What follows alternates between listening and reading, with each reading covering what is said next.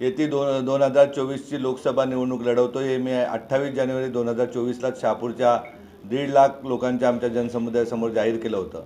तर आरोग्याबाबत म्हणायचं गेलं तर गेल्या 15 वर्षांमध्ये जवळजवळ 40 लाख समाज बांधवांना आरोग्याच्या सुविधा जिजाऊमार्फत उपलब्ध झालेल्या आहेत।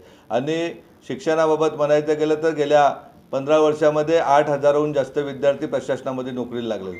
साधं गणित आहे माझं का 8,000 गुणिले 10 म्हणजे 80,000 मतदार झाले त्या नोकरीला लागलेल्या लोकांकडनं।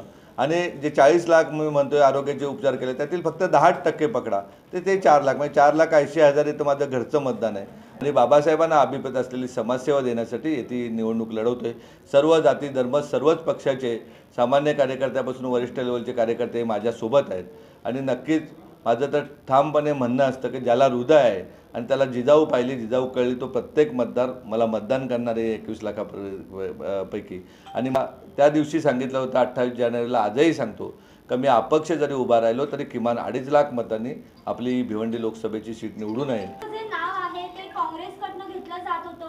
नेमकं असं काय झालं की अचानक राष्ट्रवादीला ही सीट देण्यात आली आणि आजही काँग्रेस पक्ष त्याला विरोध करतोय, मात्र तेव्हाही ते तुमच्या नावाला पसंती देत नाहीयेत, दुसऱ्या कार्यकर्त्यांना पसंती देतात, काय सांगा? त्यामध्ये ठाण्यातला एक किडा आहे, वळवळा किडा आहे ना, त्या किड्याने सगळी वळवळ केलेली। त्यांनी बाळ्यामामाला पण बिचारायला फसवलेलं आहे, त्यांनी कुठेतरी चिटिंग केलेली आहे आणि तो चिटिंग करून तो किडा वळवळत त्यांनी पवारसाहेबांच्या डोक्यात घातलेला आहे। आणि शेवटी वरिष्ठ लेवल पवारसाहेब आणि काँग्रेसचे ज्येष्ठ नेते म्हणजे सोनिया मॅडम जे ठरवतील तोच पक्ष आदेश होतो, महाआघाडीचा होतो, त्या दृष्टीने तो निर्णय झालेला आहे। कालपर्यंत परवापर्यंत काँग्रेसचं होतं की मैत्रित्वाची लढाई तरी आपण लढणार आणि अशा प्रकारे होतं। पण काल त्यांच्याकडनं निरोप आला की मैत्रित्वाची लढाई होऊ शकत नाही, देशाची संघटन म्हणजे त्यांची महाविकास आघाडी ही रद्द होऊ शकते। मग आपण अपक्षाची जी तयारी केलीच होती, आपण प्रचार कुठेही थांबवला नव्हता, कुठला पक्ष तिकीट देईल म्हणून प्रचार थांबला असं।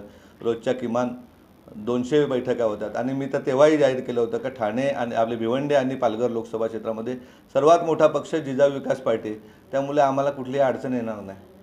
सर तुम्ही वंचितकडनं लढणार आहे असं देखील चर्चा आहे? नाही, अशी कुठलीही चर्चा मी केलेली नाही आहे। सर इलेक्शनसाठी ऑफर दिली तर तुम्ही लढणार का? त्याबाबत अद्याप काही निर्णय नाही आहे। आम्ही जिजाऊ विकास पार्टीकडनंच लढणार तर हां, जिजाऊ विकास पार्टीकडनं पक्ष रजिस्टर आहे आपला। इलेक्शनसाठी तुमचा काय अजेंडा आहे? आहेत ना, 100% समाजाची सेवा करणे। ज्या लोकल आहेत, ज्या 10 वर्षात एकही लोकल वाढलेलं नाही, जे 2 लाखाचं बदलापूर होतं आज 7 ते 8 लाख लोकसंख्या झालेली आहे। या बदलापूरकरांना कोंबून जायला लागतं, त्यांच्यासाठी लोकल वाढवल्या जातील, कसारा लोकल वाढवल्या जातील। त्याचबरोबर पिण्याच्या पाण्याची गैरव्यवस्था शहरी आणि ग्रामीण भागात सारखीच आहे, ती गैरव्यवस्था सोडता येईल। आगाराबाबत म्हणायचं गेलं तर जी भिवंडी 90-91ला होती तशा प्रकारची टोरेंटोला हटवून चांगल्या प्रकारे परत भिवंडी आम्ही न्यायिक लढाई लढतोय चन्ने साहेबांच्या बरोबर का न्यायालयीन लढाई लढून हे टोरेंटोला इथून हाकललं जाईल अशी व्यवस्था आम्ही नक्कीच करू आणि इथे परत लूम्स चालतील, परत समृद्धी या भिवंडीमध्ये दिसेल अशा प्रकारची व्यवस्था करू। नंबर 2.5 लाख सांगितलेले आहेत आणि तुमच्याकडे 2.5 लाख नंबर्स आहेत, वोटर्स आहेत असं म्हटलं तुम्ही आता। 2.5 लाख वोटर ना, 2.5 लाख वोटिंगने आम्ही निवडून येणार मिनिमम। हां, मिनिमम। आमच्याकडे 480चा तर तुम्हाला हिशोबच दिला ना। कॅडर तुमचा जो आहे तो कसं वर्किंग करणार आहात तुम्ही? आमचा कॅडर हा कसा आहे तुम्हाला तर कल्पना आहेत की जे आज कुठल्या राजकीय पक्षामध्ये 1.5 लाख लोक जमा करू शकतो।